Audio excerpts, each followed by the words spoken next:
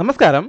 നമ്മുടെ കഴിഞ്ഞ വീഡിയോയിൽ പോണും റൂക്കും ഉപയോഗിച്ച് ചെക്ക്മേറ്റ് ചെയ്യുന്ന ആൻഡേഴ്സൺസ് മേറ്റ് എന്ന ചെക്ക്മേറ്റ് പാറ്റേണാണ് കാണിച്ചത്. ഇന്ന് അതുമായി വളരെ സാമ്യമുള്ള മയേറ്റ്സ് മേറ്റ് എന്ന ചെക്ക്മേറ്റ് പാറ്റേണാണ് കാണിക്കാൻ പോകുന്നത്. ഇതിപ്പോൾ ആൻഡേഴ്സൺസ് മേറ്റിൻ്റെ പാറ്റേൺ ആണ്.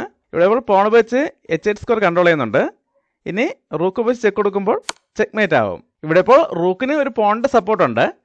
ആ പോണിനെ സപ്പോർട്ട് ചെയ്യാൻ പോണോ അല്ലെങ്കിൽ മറ്റേതെങ്കിലും ഒരു കരുവോ ആവശ്യമാണ്. എന്നാൽ മയേറ്റ്സ് മേറ്റ് ചെയ്യുന്നത് റൂക്കും ബിഷപ്പും ഉപയോഗിച്ചാണ്. അതുകൊണ്ട് തന്നെ ഈ പോണുകളുടെ ആവശ്യം വരുന്നില്ല. റൂക്കും ബിഷപ്പും മാത്രം മതിയാവും. ഈ ചെക്ക്മേറ്റ് ഇപ്പോൾ കോർണറിൽ ചെയ്തിരിക്കുന്നതുകൊണ്ടാണ് ആൻഡേഴ്സൺസ് മേറ്റുമായിട്ട് വളരെ സാമ്യം വരുന്നതും അതുപോലെ കിങ്ങിന് രക്ഷപ്പെടാനുള്ള ഈ G7 സ്ക്വയർ ബിഷപ്പ് തന്നെ കൺട്രോൾ ചെയ്യുന്നതും. എന്നാൽ ഇതേ ചെക്ക്മേറ്റ് ബോർഡിന്റെ സെന്ററിലും ചെയ്യാം. ആ സമയത്ത് റൂക്ക് എത്തിച്ചേരുന്ന സ്ക്വയർ മാത്രമേ ബിഷപ്പ് വെച്ച് കൺട്രോൾ ചെയ്യുള്ളൂ. അല്ലാതെ കിങ്ങിന് മൂവ് ചെയ്യാനുള്ള സ്ക്വയറുകളെല്ലാം സ്വന്തം കരുക്കൾ ഉപയോഗിച്ച് ബ്ലോക്ക് ആയിരിക്കും. ഇതാണ് ഏകദേശം ആ പൊസിഷൻ. ഇവിടെ ഇപ്പോൾ റൂക്ക് വെച്ച് ചെക്ക് കൊടുക്കുമ്പോൾ ചെക്ക്മേറ്റ് ആവും. ഇങ്ങനെ ബോർഡിന്റെ സെൻട്രലായിട്ട് ഈ മൈറ്റ്സ് മേറ്റ് ചെയ്യുമ്പോൾ ഇത് തന്നെയല്ലേ ഒപ്പാരാമേറ്റ് എന്നും തോന്നാം. എന്നാൽ ഒപ്പാരാമേറ്റിന് ചെറിയൊരു വ്യത്യാസമുണ്ട്. ഇവിടെ ഇപ്പോൾ കിങ്ങിന് മൂവ് ചെയ്യാനുള്ള രണ്ട് സ്ക്വയറുകളും സ്വന്തം കരുക്കൾ ഉപയോഗിച്ചാണ് ബ്ലോക്ക് ആയിരിക്കുന്നത്. എന്നാൽ ഒപ്പാരാമേറ്റിൽ ബിഷപ്പ് ഇപ്പുറത്തെ സൈഡിൽ നിന്നാണ് ആ റൂക്കിനെ സപ്പോർട്ട് ചെയ്യുന്നത്. അതുകൊണ്ട് തന്നെ ഈ ഒരു പോണിന്റെ ആവശ്യം വരുന്നില്ല. ഇങ്ങനെ ചെറിയൊരു വ്യത്യാസമുള്ളതുകൊണ്ടാണ് രണ്ട് പാറ്റേണും രണ്ട് പേരിൽ തന്നെ അറിയപ്പെടുന്നത്. ഇനി നമുക്ക് ഈ മൈറ്റ്സ് മേറ്റ് ശരിക്കുള്ള ഗെയിമിൽ എങ്ങനെയാണ് സംഭവിക്കുന്നത് നോക്കാം. ഇത് 1914 നിംസോവിച്ചും അലാപ്പിനും തമ്മിൽ നടന്ന വളരെ ഫേമസ് ആയിട്ടുള്ളൊരു ഗെയിമാണ്. നിംസോവിച്ച് E4 മൂവ് ചെയ്തിട്ട് ഗെയിം സ്റ്റാർട്ട് ചെയ്യുന്നു. അലാപ്പിൻ E6 മൂവ് ചെയ്യുന്നു. ഫ്രഞ്ച് ഡിഫൻസ് ആണ്. വൈറ്റ് D4 മൂവ് ചെയ്യുന്നു. ബ്ലാക്ക് D5 മൂവ് ചെയ്യുന്നു. ഇവിടെ വൈറ്റ് എക്സ്ചേഞ്ച് വേരിയേഷനിലേക്കോ അഡ്വാൻസ് വേരിയേഷനിലേക്കോ പോകുന്നില്ല. നൈറ്റിനെ C3ലേക്ക് ഡെവലപ്പ് ചെയ്തുകൊണ്ട് നോർമൽ വേരിയേഷൻ സെലക്ട് ചെയ്യുന്നു. ബ്ലാക്ക് നൈറ്റിനെ F6ലേക്ക് ഡെവലപ്പ് ചെയ്ത ശേഷം ആ എക്സ്ചേഞ്ചിലേക്ക് തന്നെ പോയാണ്. പോണ വെച്ച് പോണിട്ടുന്നു. ബ്ലാക്ക് നൈറ്റ് വെച്ച് തിരിച്ചു കിട്ടുന്നു. വൈറ്റ് അടുത്ത നൈറ്റിനെ F3ലേക്ക് ഡെവലപ്പ് ചെയ്യുന്നു. ബ്ലാക്ക് C5 മൂവ് ചെയ്തുകൊണ്ട് ഒരു പോൺ എക്സ്ചേഞ്ച് ഓഫർ ചെയ്യുന്നു. എന്നാൽ വൈറ്റ് ഇവിടെ ആദ്യം നൈറ്റുകൾ തമ്മിൽ എക്സ്ചേഞ്ച് ചെയ്യാണ്. നൈറ്റ് വെച്ച് നൈറ്റിനോട്ടുന്നു. ബ്ലാക്ക് ക്വീൻ ഉപയോഗിച്ച് തിരിച്ചു കിട്ടുന്നു. ഇപ്പോൾ D4ലെ പോൺ പിന്നിങ്ങിലാണ്. ഇങ്ങനെ പോണ വെച്ച് പോണിട്ടുണ്ടെങ്കിൽ ബ്ലാക്ക് ക്വീനുകൾ തമ്മിൽ എക്സ്ചേഞ്ച് ചെയ്യുകയും വൈറ്റിന് കിങ്ങിനെ മൂവ് ചെയ്യേണ്ടിയും വരും. അതുകൊണ്ട് ബിഷപ്പിനെ E3ലേക്ക് ഡെവലപ്പ് ചെയ്തുകൊണ്ട് ആ പോണിന് ഒരു സപ്പോർട്ട് കൊടുക്കുന്നു. ബ്ലാക്ക് ആ പോണുകൾ തമ്മിൽ എക്സ്ചേഞ്ച് ചെയ്യാണ്. പോണ വെച്ച് പോണിട്ടുന്നു. വൈറ്റ് നൈറ്റ് വെച്ച് തിരിച്ചു കിട്ടുന്നു. ഇനി ഈ ബിഷപ്പിന്റെ സഹായത്തോടെ വൈറ്റിന്റെ നൈറ്റ് ഈ B5ലേക്ക് വരാനും ഇങ്ങനൊരു ഫോർക്ക് വരാനും സാധ്യതയുണ്ട്. അതുകൊണ്ട് ബ്ലാക്ക് ആദ്യം ആ പ്രശ്നം പരിഹരിക്കുകയാണ്. A6 ചെയ്തുകൊണ്ട് B5 സ്ക്വയർ കൺട്രോൾ ചെയ്യുന്നു. ഇവിടെ വൈറ്റിന്റെ ഭാഗത്തു നിന്നും വളരെ പ്രധാനപ്പെട്ട ഒരു മൂവരാണ്. കിങ്സിലേക്ക് കാസ്റ്റിംഗ് ചെയ്യുന്നതിനായിട്ട് ബിഷപ്പിനെ E2ലേക്ക് ഡെവലപ്പ് ചെയ്യുന്നു. ഇപ്പോൾ ബിഷപ്പ് E2ലേക്ക് മാറിയതോടെ ഈ G2ലെ പോണിന് സപ്പോർട്ട് ഇല്ലാതായിരിക്കുകയാണ്. ഇവിടെ ബ്ലാക്കും കാസ്റ്റിംഗ് ചെയ്യുന്നതിനായിട്ട് ഏതെങ്കിലും പീസിനെ ഡെവലപ്പ് ചെയ്യുകയാണെങ്കിൽ വൈറ്റിന് കിങ്സിലേക്ക് കാസ്റ്റിംഗ് ചെയ്യാം. എന്നാൽ ബ്ലാക്ക് ഇപ്പോൾ പീസുകൾ ഡെവലപ്പ് ചെയ്യുന്നില്ല. ആ ഒരു പോണിനെ നേടിയെടുത്തുകൊണ്ട് വൈറ്റിന്റെ കിങ് സൈഡ് വീക്കാക്കുന്നതിന് തീരുമാനിച്ചിരിക്കുകയാണ്. ക്വീൻ ഉപയോഗിച്ച് G2ലെ പോണിനെ വിട്ടെടുക്കുന്നു. ഇപ്പോൾ റൂക്കിനെതിരെ അറ്റാക്കാണ്. അതുകൊണ്ട് വൈറ്റ് ബിഷപ്പിനെ F3ലേക്ക് കൊണ്ടുവന്ന് ക്വീനെതിരെ അറ്റാക്ക് കൊടുക്കുന്നതോടൊപ്പം റൂക്കിനെ സപ്പോർട്ട് ചെയ്യുന്നു. ബ്ലാക്ക് ക്വീനെ G6ലേക്ക് മൂവ് ചെയ്യുന്നു. ഇവിടെ എന്തായാലും വൈറ്റിന് ഇപ്പോൾ കിങ്സിലേക്ക് കാസ്റ്റ് ചെയ്യാൻ പറ്റില്ല. അതുകൊണ്ട് ക്വീൻസിലേക്ക് കാസ്റ്റ് ചെയ്യാൻ ശ്രമിക്കുകയാണ്. അതിനായിട്ട് ക്വീനെ D2ലേക്ക് ഡെവലപ്പ് ചെയ്തുകൊണ്ട് കാസ്റ്റിംഗുള്ള സൗകര്യം ഉണ്ടാക്കുന്നു.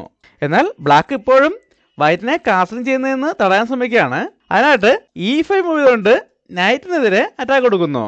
ഇവിടെ ഇപ്പോൾ ആ നൈറ്റിന് സേഫായിട്ട് പോകാൻ രണ്ട് സ്ക്വയറുകളേ ഉള്ളൂ. ബാക്കി എല്ലാ സ്ക്വയറുകളും ബ്ലാക്കിന്റെ കൺട്രോളിലാണ്. എന്നാൽ വൈറ്റ് ഇവിടെ ഒരു ഞെട്ടിക്കുന്ന തീരുമാനം എടുക്കുകയാണ്. ഇപ്പോൾ ഈ നൈറ്റിനെ സേഫായിട്ടുള്ള ഒരു സ്ക്വയറിലേക്ക് മാറ്റുന്നില്ല. പകരം ക്വീൻസിലേക്ക് കാസ്റ്റിംഗ് ചെയ്തുകൊണ്ട് ആ നൈറ്റിനെ സാക്രിഫൈസ് ചെയ്യുന്നു. ബ്ലാക്ക് അത് അക്സെപ്റ്റ് ചെയ്യാണ്. പോൺ വെച്ച് നൈറ്റിനോട്ടുന്നു. വൈറ്റ് ബിഷപ്പ് വെച്ച് തിരിച്ചു കിട്ടുന്നു. ഇവിടെ ഇപ്പോൾ ഒരു നൈറ്റ് നഷ്ടമായെങ്കിലും വൈറ്റിന്റെ എല്ലാ പീസുകളും ഡെവലപ്പ് ആയിട്ടുണ്ട്. ഇവിടെ ബ്ലാക്ക് ഓരോ പീസുകളായിട്ട് ഡെവലപ്പ് ചെയ്യാൻ ശ്രമിക്കുകയാണ്. ആദ്യം നൈറ്റിനെ C6ലേക്ക് ഡെവലപ്പ് ചെയ്തുകൊണ്ട് ബിഷപ്പിനെതിരെ അറ്റാക്ക് കൊടുക്കുന്നു. ഇവിടെ വൈറ്റിന്റെ ഭാഗത്തു നിന്നും ഒരു ബ്രില്യൻറ്റ് മൂവ് വരെയാണ്.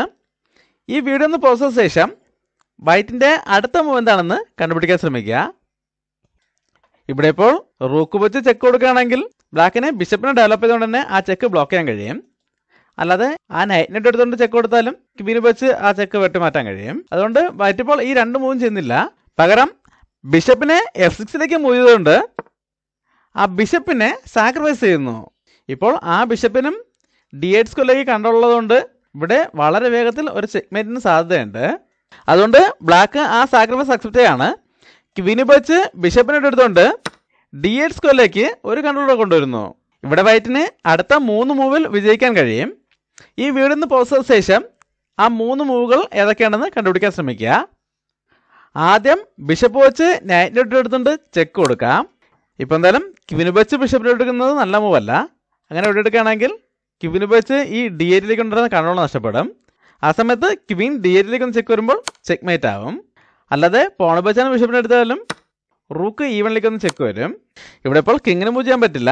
ഈ 2 ബിഷപ്പുകളോ ക്വീനോ വെച്ച് ബ്ലോക്ക് ചെയ്യാം. എങ്ങനെ തന്നെ ബ്ലോക്ക് ചെയ്താലും ക്വീൻ D8 ഒന്ന് ചെക്ക് വരുമ്പോൾ ചെക്ക് മേറ്റ് ആവും.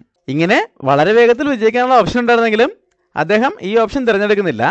ഇതേ മൂവുകൾ തന്നെ മറ്റൊരു രീതിയിൽ ചെയ്യാൻ ശ്രമിക്കുകയാണ്. ആദ്യം റൂക്കിനെ E1 കൊണ്ടുവന്ന് ചെക്ക് കൊടുക്കുന്നു. ഇവിടെ ഇപ്പോൾ ഈ ബിഷപ്പ് വെച്ചോ നൈറ്റ് വെച്ചോ ചെക്ക് ബ്ലോക്ക് ചെയ്യുകയാണെങ്കിൽ അടുത്ത മൂവിൽ തന്നെ ചെക്ക് മേറ്റ് ആവും. അതുകൊണ്ട് അടുത്ത ബിഷപ്പ് വെച്ചാണ് ചെക്ക് ബ്ലോക്ക് ചെയ്യുന്നത്.